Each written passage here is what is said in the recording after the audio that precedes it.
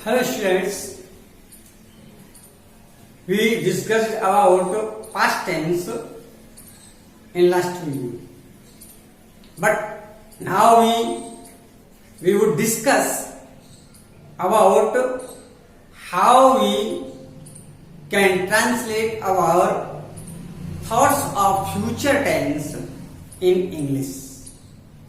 यानी कि जो फ्यूचर के सेंटेंस हैं उनको कैसे इंग्लिश में ट्रांसलेट करें।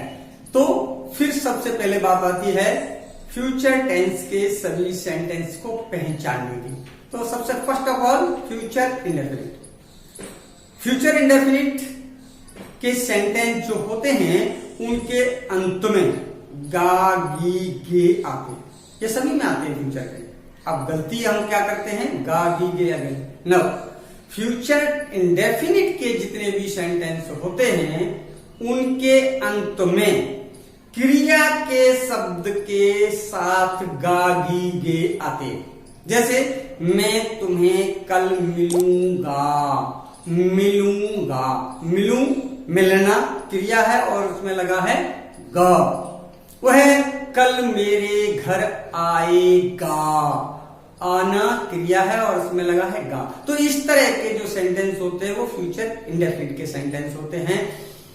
इनको ट्रांसलेट करने के लिए यहां सिर्फ दो कैटेगरी आती हैं। एक होती है फर्स्ट पर्सन आई और वी, और दूसरी कैटेगरी होती है अदर पर्सन, जैसे singular, plural, he, she, it, they, you, वो सब एक कैटेगरी में आते हैं। तो यानी फर्स्ट पर्सन मीन्स आई और वी के साथ सेल और बाकी सब के साथ, अन्य के साथ विल हेल्पिंग वर्ब यूज करते हैं, वर्ब की फर्स्ट फॉर्म यूज करते हैं।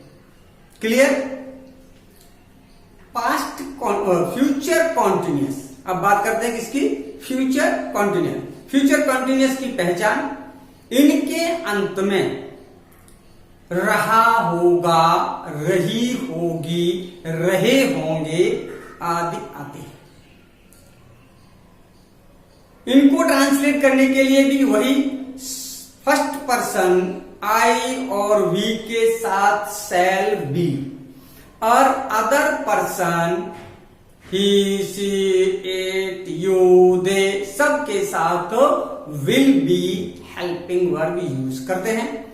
वर्ब की फर्स्ट फॉर्म में आईएनजी जोड़कर यूज की जाती है सभी सब्जेक्ट्स के साथ। क्लियर? Future continuous. अब आते हैं फ्यूचर परफेक्ट। फ्यूचर परफेक्ट में जो सेंटेंस होते हैं उनके अंत में चुका होगा, चुकी होगी, चुके होंगे या फिर इसी तरह का भाव लाने वाले सेंटेंस, जैसे आ होगा, ई होगी, ए होंगे। जैसे उसने काम पूरा कर लिया होगा, उसने खाना खा लिया होगा, गीता घर चली गई होगी। इस तरह के सेंटेंस जो होते हैं वो फ्यूचर परफेक्ट के सेंटेंस होते हैं। अब फ्यूचर परफेक्ट के सेंटेंस को बनाने का रूल, आई और वी के साथ यहां पर भी शैल है और बाकी अदर सब्जेक्ट्स के साथ में will have helping verb use करते हैं। वर्ब की थर्ड फॉर्म सभी के साथ यूज की जाती है। अब आती है एक और बात, इस तरह के सेंटेंस में भी पास्ट परफेक्ट की तरह से बहुत बार दो सेंटेंस एक साथ जुड़े होते हैं। जैसे मेरे पहुंचने से पहले वह विद्यालय चली गई होगी, दो घटनाएं हुई। तो इसमें क्या होता, जो घटना पहले घटी होती है वो फ्यूचर परफेक्ट में ट्रांसलेट की जाती है। जैसे वहां पास्ट परफेक्ट में ट्रांसलेट की जाती थी, ऐसे यहां फ्यूचर परफेक्ट में ट्रांसलेट की जाती है। इन फ्यूचर परफेक्ट के रूल इंप्लीमेंट होते हैं। लेकिन जो घटना बाद में घटी होती है उसके लिए प्रेजेंट इंडेफिनिट का रूल इंप्लीमेंट होता है, पास्ट की तरह नहीं। प्रेजेंट इंडेफिनिट का रूल इंप्लीमेंट होता है, जो घटना बाद में घटी होती है। इस तरह से दो सेंटेंस से जुड़े हुए सेंटेंस को हम ट्रांसलेट करते हैं। क्लियर हो गया? Future perfect. अब बात करते हैं future perfect continuous. Future perfect continuous के सेंटेंस में अंत में रहा होगा, रही होगी, रहे होंगे कॉन्टिन्यूअस की तरह ही आता है, लेकिन समय भी दिया होता है। जैसे वह सुबह से खेल रहा होगा, गीता 3 दिन से विद्यालय नहीं आ रही होगी। तो इस तरह के सेंटेंस फ्यूचर परफेक्ट कंटिन्यूअस के सेंटेंस होते हैं।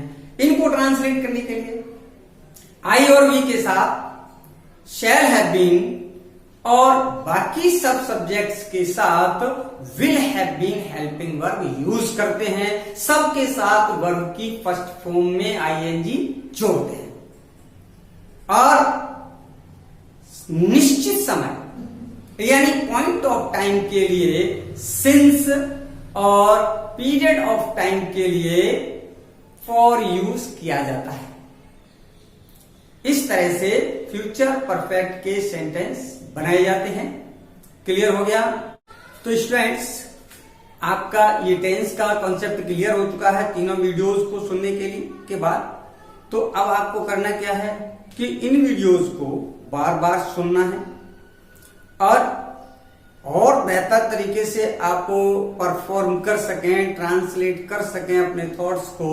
उसके लिए इन तीनों वीडियोस को सुन करके तीनों टेंस के चारों काइंड्स के लिए पहचान और रूल नोट कर लीजिए और उनको भी अपनी नजर में रखिए, वीडियोस को सुनिए और फिर जो सबसे महत्वपूर्ण काम है, सबसे इंपॉर्टेंट काम है, वो क्या है?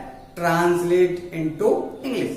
अपने सोचे हुए सेंटेंस कहीं से मिल जाते हैं, वो सब कुछ ज्यादा से ज्यादा ट्रांसलेट करें। जितना ज्यादा आप ट्रांसलेट करेंगे उतना ही ज्यादा आपका कॉन्सेप्ट क्लियर एंड स्ट्रांग हो जाएगा। तो फिर लेट्स ट्रांसलेट इनटू इंग्लिश।